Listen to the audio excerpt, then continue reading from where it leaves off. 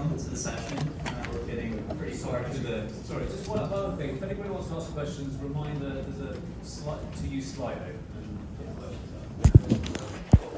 Yeah, we'll do our best to save a few minutes for some questions at the end here. So I think we can go ahead and jump in. So Michael, Ivie, great to see everyone. I'm the managing partner and the head of the financial services practice at Pattni. And for those of you that don't know Pattni, we're a boutique professional services firm headquartered right down the street here at 90 Broad, but with major offices in Atlanta, Charlotte, Tampa, and presence across the United States, Canada, and the UK as well. And we pride ourselves at Pattni on being subject matter led and execution focused. And really what that means is we typically solve complex, challenging programs and problems for clients with flatter team structure of heavily experienced practitioners with that management consulting polish and acumen to engage stakeholders and get things done. And our core focus areas, obviously risk and reg change, so that's why we're here, but financial crimes, core banking, commercial lending, finance and accounting, and cutting across all these capabilities, we have robust capabilities, and probably our most differentiated view why we're famous at some of our clients is for our capabilities around enterprise data management, data analytics, process and operational excellence, with that practitioner-led perspective across the other areas. So with that, when we present and share information at these conferences, we want it to be engaging, we want it to relate to you, and we try to have some slides to supplement it that people will find interesting and hopefully relevant to you, that you can take it back and actually help you solve problems, or if you're an audit, cause problems. Just kidding. I shouldn't say that. A lot of auditors here, but hopefully you get something out of this today. I also have with me Sanjay, Pattni, the head of our data management practice. Sanjay, do you want to? So I head up our data management practice. So partnering a lot with chief data officers of a lot of organizations, building out longer-term data strategies and helping them kind of navigate the complexities of regulatory pressures right now.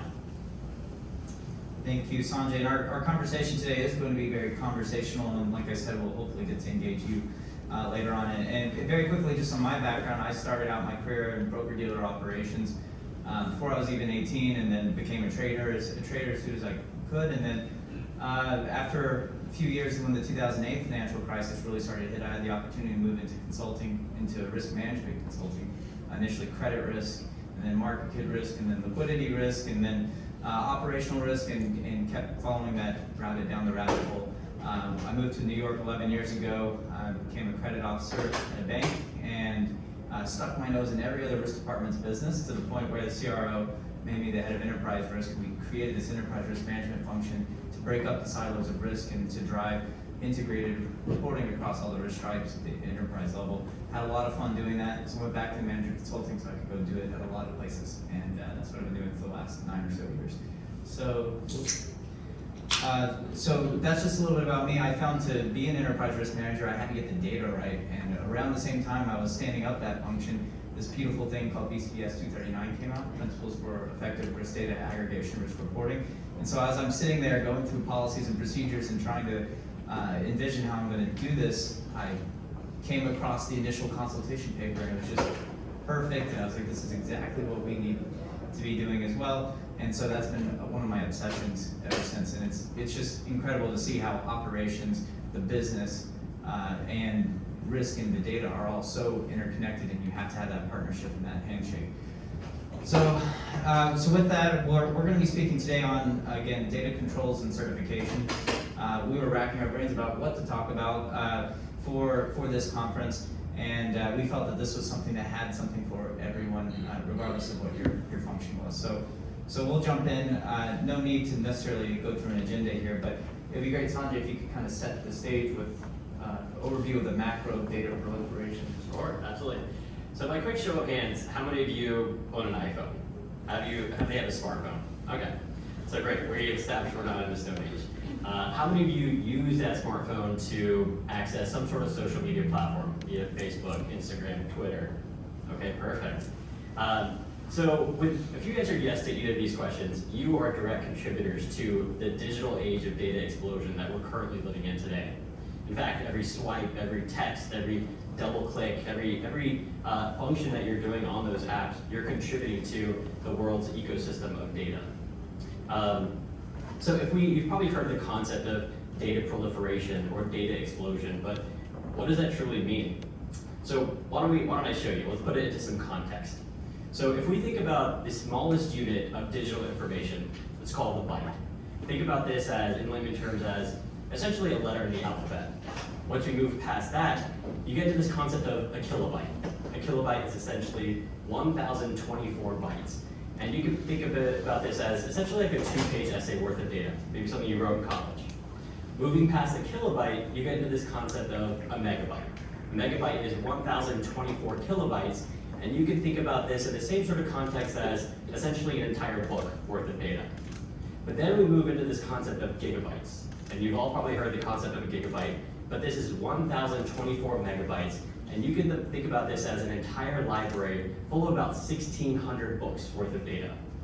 And we don't stop there. After gigabytes, we have concepts of terabytes, of petabytes, and exabytes, until we finally land at where we are today. How do we measure data today? We measure it in this concept of zettabytes. Now, it might sound like a foreign concept, but it truly is a term and a quantification of data. A zettabyte, in the same sort of context, is equivalent to about 1 million libraries, with each of those libraries containing about 1 billion books worth of data. Now, that's pretty hard to fathom, right? But that's where we are, and we're not even stopping there. With this rapid growth of data that we're seeing in the world today, eventually we're going to be at measuring data in what's called yottabytes. And yottabytes is an actual thing. But that's where we are today. Okay, very cool, Sanjay. I actually Googled it right before. I was just curious, and it's 10 to the 21st power times 8 are the number of bits in a zettabyte, which still doesn't help me comprehend it well. I believe it. which, you know, Sanjay, I guess put it in perspective. What does the global data supply look like today? Yeah, absolutely. And I'll caveat my response here with, it is almost impossible to measure how much data exists in the world today. Now, if you think about it, how do you measure something that's constantly changing faster than a millisecond? It's almost impossible to do, right? And then on top of that, how do you measure how much data there is when there's constantly data, the private data or undisclosed data that is not publicly available for anyone? It's kind of hard to do. Also, if I go into my phone right now and I delete every piece of information on here, completely reset my phone, and then start recreating data again, does that count as duplicate data? These are unanswered questions, but some data scientists have come to logical assumptions as to how we can measure data. But that doesn't take away, I don't want these distracting points to take away from the thematic point that I'll make here, which is data is growing at a rapid speed. So if we think about those estimates that data scientists are making right now, you can see on the screen here, in 2019 they estimated about 41 zettabytes worth of data existed in the world. Following that in 2020, 64.2 zettabytes worth of data. And then finally in 2021, just last year, 79 zettabytes worth of data. So you can see that there's rapid growth. And all of this is attributed to with the ever-growing technology that lives around us, right? If you think about microchips, personal computers, self-driving cars, even the COVID-19 pandemic that we lived and are living through are creating new data points for us on a daily basis. But financial institutions, which all of you are in, are no exception to that rapid growth. With the constant view that we see in digital banking, in predictive analytics, artificial intelligence, machine learning, all of this is creating new data even for financial service organizations. But, and I know I'm not the future first famous person to say this, but with great data comes great responsibility. So Michael, help us understand, for some of the organizations, financial service specifically, if they're not keeping up with this rapid growth and demand in data, what are the ramifications? What happens for them? Well, I always like to focus on the carrot and not the stick, but what's a risk conference without a little stick action on the regulatory side? So just a few examples, because there's so many to choose from, but I think these are some of the high-profile fines that we've seen recently. We've got Capital One, we've got Citigroup on there, 400 million. I think everyone's, I wouldn't be surprised if people in this room got hired because of this. Morgan Stanley, we've got USAA, we've got the Equifax one, which I think hits home, near home for us. I think Atlanta, Sanjay and I are both Atlanta born and raised. And so pretty significant stuff. I think Grant, don't see him in here anymore, but Grant was referencing the Target thing from a decade ago. So it's not certainly unique to the financial services industry. To pick on Citigroup, at least one of these guys, and these slides will be available afterwards, so just for your information, so if you want to go through read every word you can. But Citigroup, to pick on them a little bit, they were really hit hard for a lot of the areas that you might see pieces of what they had deficiencies in, but they had it all happening at the same time. So various deficiencies in risk management and internal controls, with significant highlights throughout the consent orders referencing data management, regulatory reporting, and capital planning processes and things like that. So the $400 million is absolutely the tip of the iceberg for them. They're going to spend billions over years remediating and addressing and kind of closing the I guess beefing up their maturity level on a lot of these concepts. So we're going to talk a little bit about some of the things that they have to be doing and a lot of your organizations have to be doing as well. Yeah, that's great. I mean, we know regulators are pounding the table, and this is something that's very, very important. But what's the solution? We're gonna get all these fines constantly. I mean, that can't be sustainable, right? Yeah, well, and fines are great for sure. I think looking at the business side, though, if we want to put a positive spin on this, while we're trying to avoid fines, we can take a business-driven approach to these things. And so if you go check out our website, you'll see our data management framework where we focus on data management from a capability standpoint. And that's great, but if you go talk to the business about that, they're like, okay, why do I care about data governance? Why do I care about your issue management and your infrastructure and security issues? That's middle office, that's IT, that's not our problem. So when you're appealing to the business, we have to focus on things that resonate with them. And so we've highlighted a few things here at a high level, and the list goes on, but getting accurate decisioning, obviously that's the biggest challenge with AI and machine learning. When we go talk to people about data, they're always like, yeah, we want to do AI and machine learning. And we're like, well, we got to crawl first, and then we can walk, and then we'll get to running with AI and machine learning. So accurate decisioning, driving the business forward is important. Cost efficiency, though, is another big one. And I don't mean just the avoiding the fines piece. I mean, if we're able to rationalize redundant processes and streamline straight-through processing of data and eliminate a lot of those manual low ROI activities, we can focus on things that actually move the needle for our clients and ultimately for our business. Adaptability, of course. Ever-changing business environment, customer tastes and preferences are constantly changing, so we need to have that adaptability and flexibility from a systematic standpoint. And a lot of vendors here at the conference, and a lot of them have value propositions centered around the fact that no code or low code, or the ability of the business to kind of own and control the platform, and just the ability to actually update and change things over time. A lot of major issues are the spaghetti in systems from over customizations on top of each other, because while they built something fit for purpose at that time, it was not built to adapt to a changing environment. So how do we think long term as we're putting in these tools? We have a saying, if I'm a fool with a tool, I'm still a fool. So we have to think long term about how do we use these tools in an adaptable way. And then of course, security risks at the bottom. Security risks, I think, goes without saying. Wars of the future are going to be fought digitally. They're not going to be so much boots on the ground as they have been in the past. And war, probably a bad example, or a good example, unfortunate one. But obviously, there's all other types of security risks that we have to be ever vigilant of. And then, of course, bless you, improved consistency in our data. Obviously, that helps us with repeatability, being able to use things, being able to automate processes, and of course productivity. We have the Great Resignation happening right now. If you, some of you may have been beneficiaries, or if you're a manager of a team, victim of the Great Resignation. So with the Great Resignation, a lot of what we're seeing is people have been stuck at home, chained to their desk, working 12, 15-hour days because they have all these manual, repetitive, data-related activities that they have to do. So if we can reduce, as an example, data prep and cleansing, if we can reduce that from 80% of the time to 20% of analytics, if we can reduce that 80% a little bit, at the very least, you're giving time back to your employees for better work-life balance and things like that. Or maybe they can take that time saving and apply it to more value-add activities. So I don't think anything I've said so far is revolutionary. We're about to get to the meat of the good stuff. So as we've let the the anticipation build here. So Sanjay, I guess let's start getting into the meat of it. How do we? So we've talked about all the fluffy stuff about data management. So how do we actually get started with implementing data management and work our way towards controls? Perfect.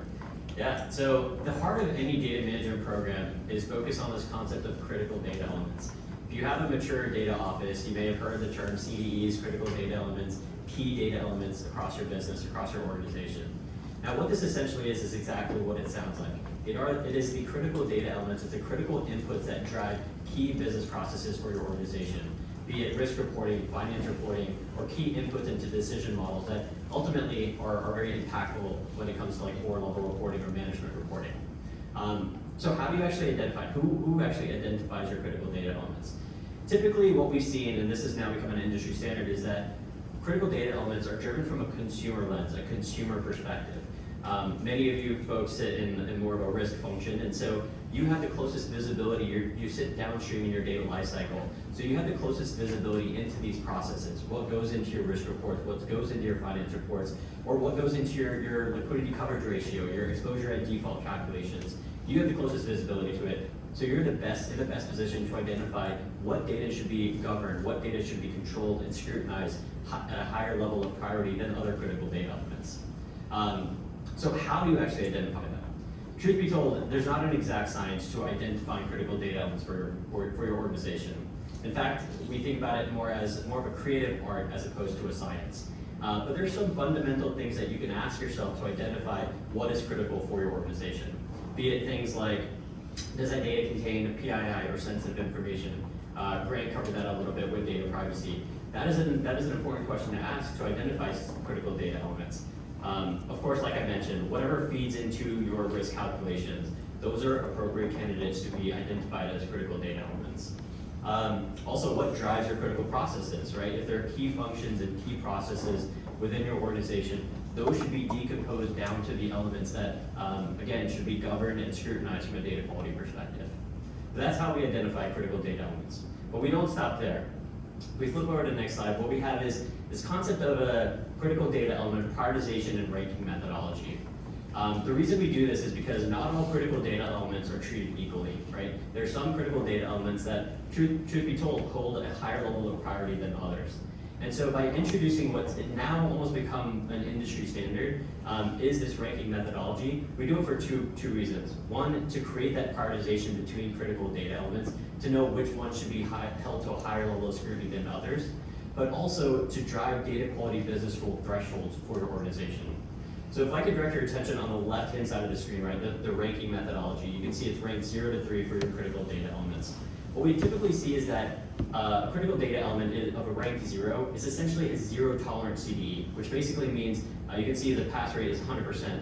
What that means is that any data quality rule that you put on top of that critical data element, whether it be completeness checks, accuracy checks, timeliness checks, validity checks, it should never breach any of those thresholds. So if it flags even once as a breach of that threshold, your data owners, your data stewards, which we'll get into in just a minute, should be aware of that. Those should be flagged as deficiencies and they should be remediated immediately, because that means a high priority critical data element is now a data anomaly.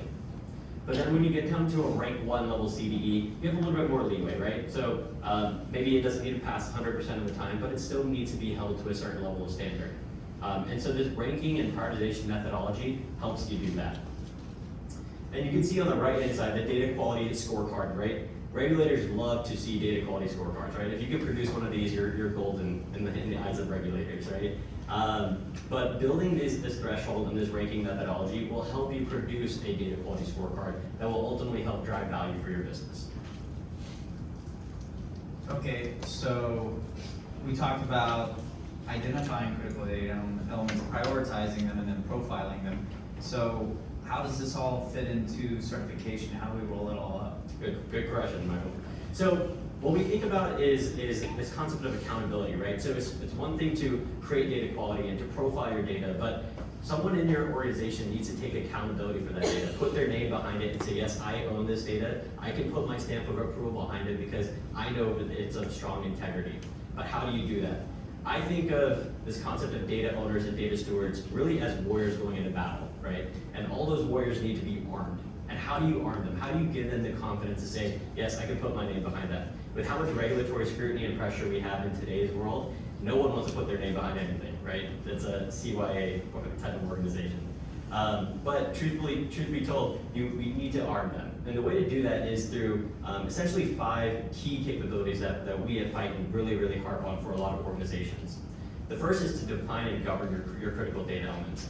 What this means is building up a business glossary. It's a common vocabulary of critical data elements across your organization.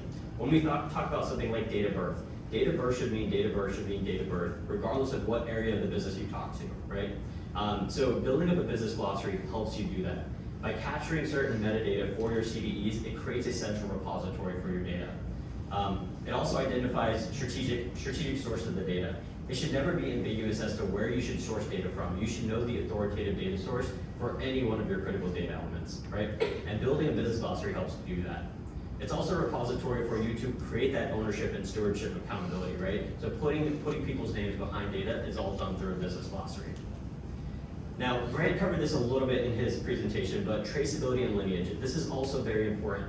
It shouldn't take any data owner a month to respond to a regulator when a regulator asks, how do you calculate your EAD calculation? How do you calculate your LCR calculation?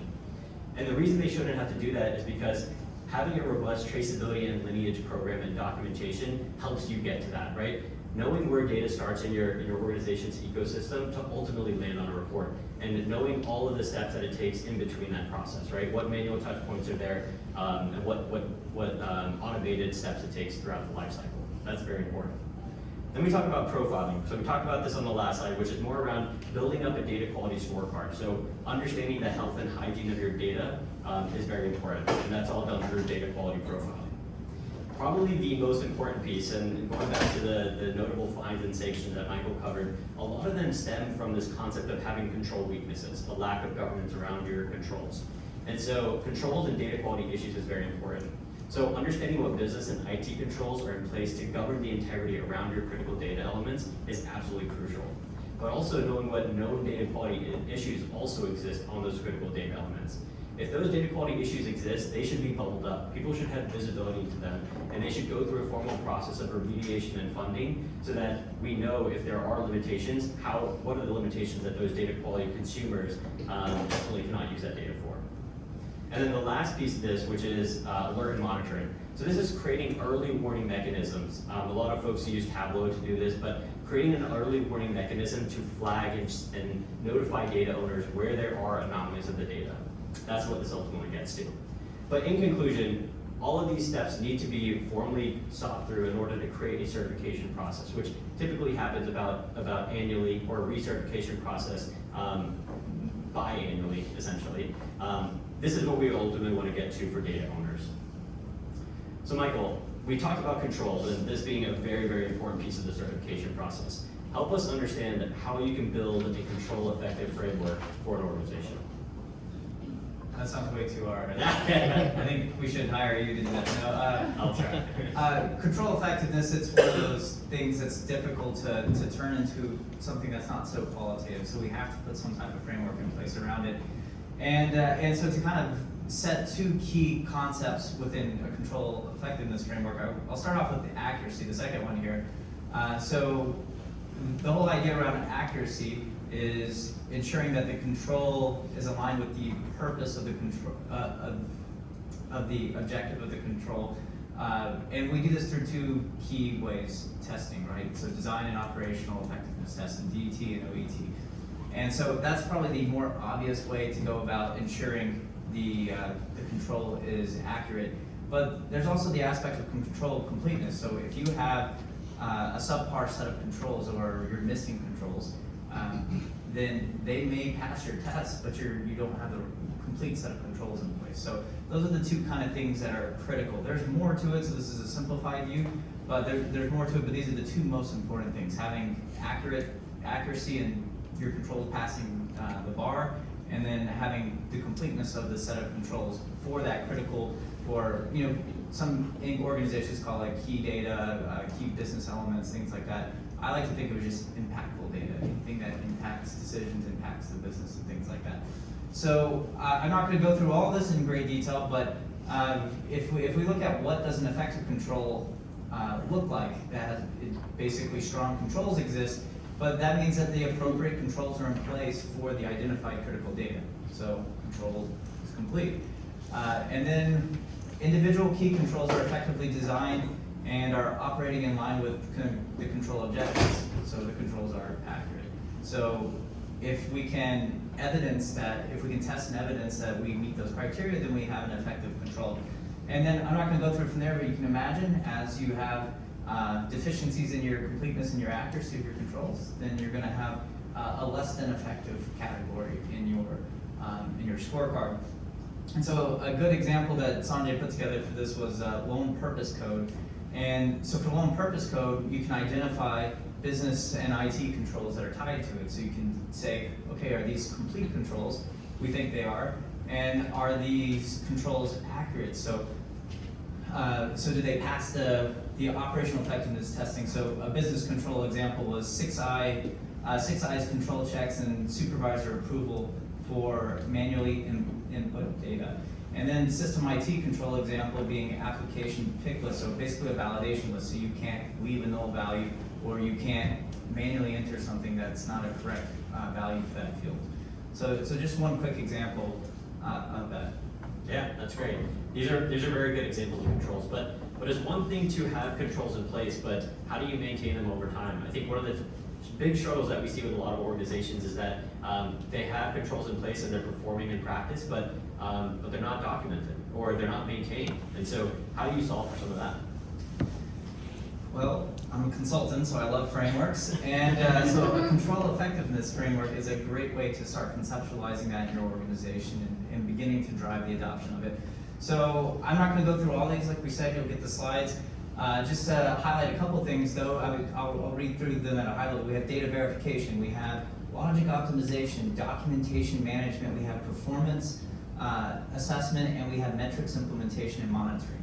And so a couple important ones, obviously, data verification, garbage in, garbage out. If you don't have good data coming into your controls, they're not going to be able to operate well. And also when you're monitoring the effectiveness of and testing the effectiveness of the controls, if you don't have good observational data of the control's effectiveness, you're also going to be limited. So I would also like to highlight probably documentation management, probably something that doesn't get a lot of attention. We have to talk about the management of documentation.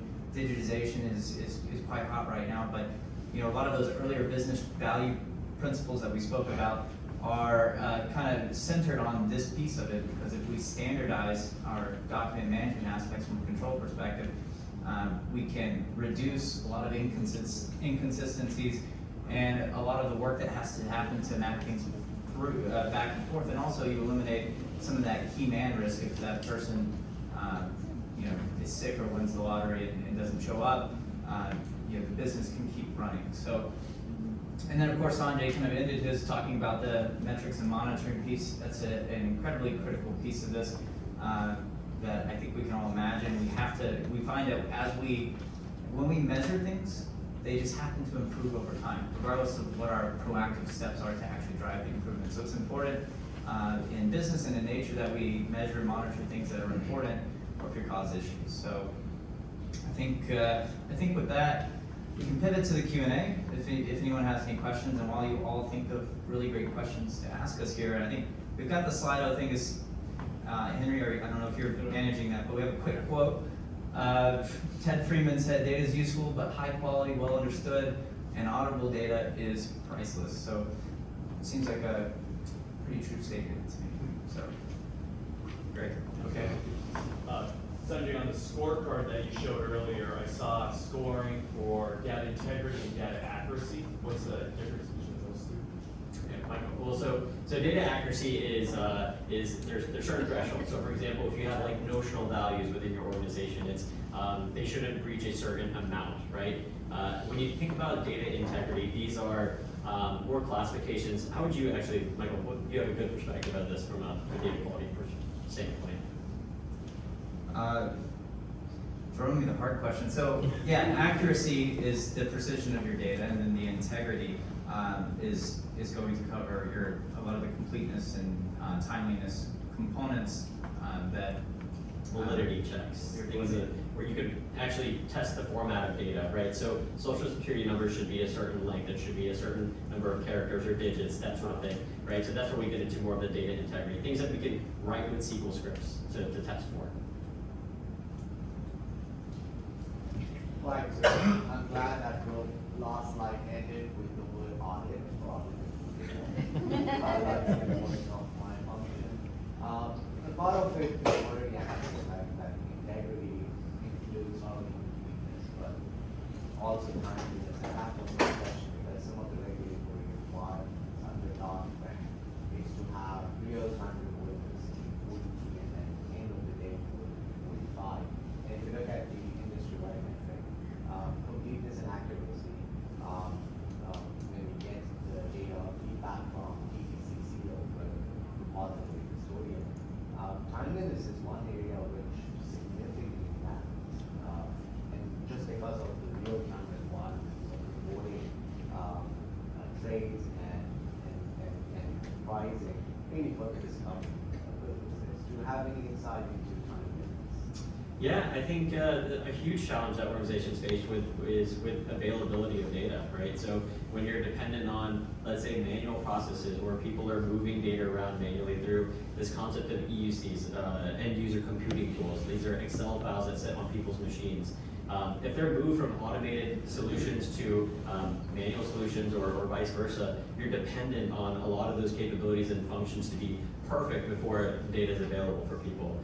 So it's not surprising that a lot of the issues that you see are from a timeliness perspective. What I would suggest is that organizations can adopt more automated rules, right? So getting rid of EUCs that can be automated is a way to avoid some of those issues from a timeliness perspective. Right. And continuing on the same line, if you look at data, there are data owners, data stewards within the organization, right? As functions are being decentralized, a lot of data you expect from third parties. So you execute a trade which you may cancel or you may not go through. A lot of organizations struggle because you don't have to retain that data.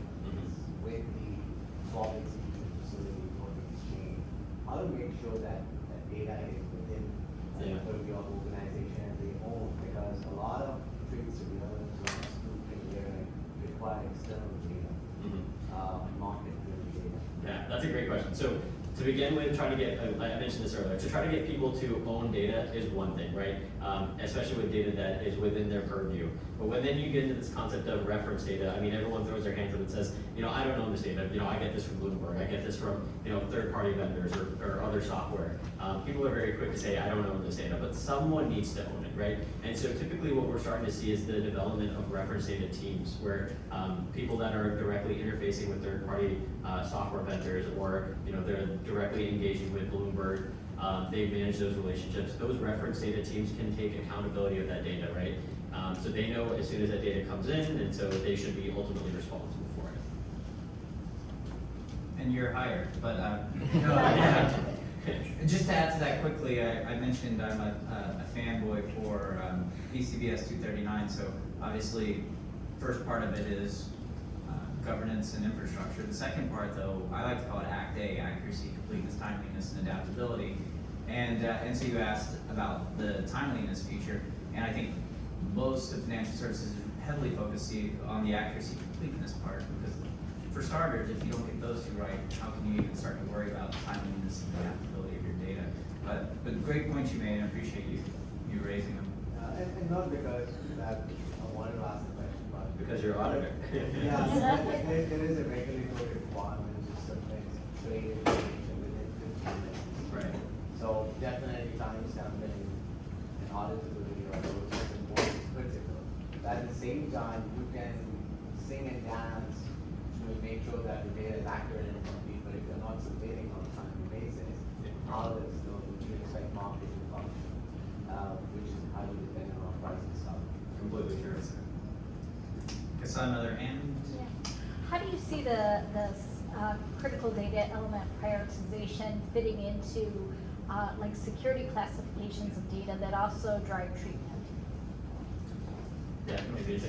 Yeah, so in my opinion, you should be, every data office, right, the people that are in the front line identifying the ranking methodology and the prioritization of critical data elements should be closely connected with your InfoSec team and your security classification team. Because everyone has their own opinions as to, I think my data is the most important. When it comes to sensitive and PII data, right, I put this in the CD identification slide as well, but that is a very critical piece of data that should definitely be scrutinized. It should be governed with the appropriate level of controls and data quality. So in my opinion, when you start to talk to your InfoSec teams, your security classification teams, naturally those critical data elements will start bumping up in scale, right? Their PII, their sensitive information, and so you'll see those typically ranked 0 or ranked 1 within the prioritization scale. But all that to be said, there's still critical data elements. So as you start to, over time, those thresholds may change, right? So if you ever need to bump things up from a rank 3 to a rank 2, there's still critical data elements that are being governed and they're still being scrutinized. It's just a level of what level of scrutiny that you want to put it up under. Great question. Any other questions? Just following on from your EC example, saying that some data originates in the EC, if they can't be remediated and into IT support systems, how do we go around, I guess, ensuring that the framework handles that sort of data and assets and development? So we've started to see there's some organizations that simply say we cannot get rid of our EUCs. These are, there's no automated solution for it. And so typically the way that we see this happen is the same way your IT organization would put applications under a register, right? There are controls in place that ensures all of the applications are running smoothly and correctly.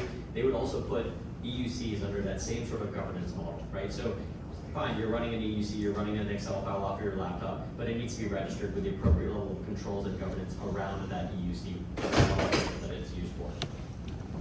It's also important that if a trader is running their game valuation engine on QC, that should be a red flag. Of course. It should be a big no-no. 100%. And then on top of it, if they are running some of the functions like pre-trade mid-market, where they're required to provide some kind of codes in scope, for instance, derivatives, then those need to be controlled, right? Yeah. The way it's used to run.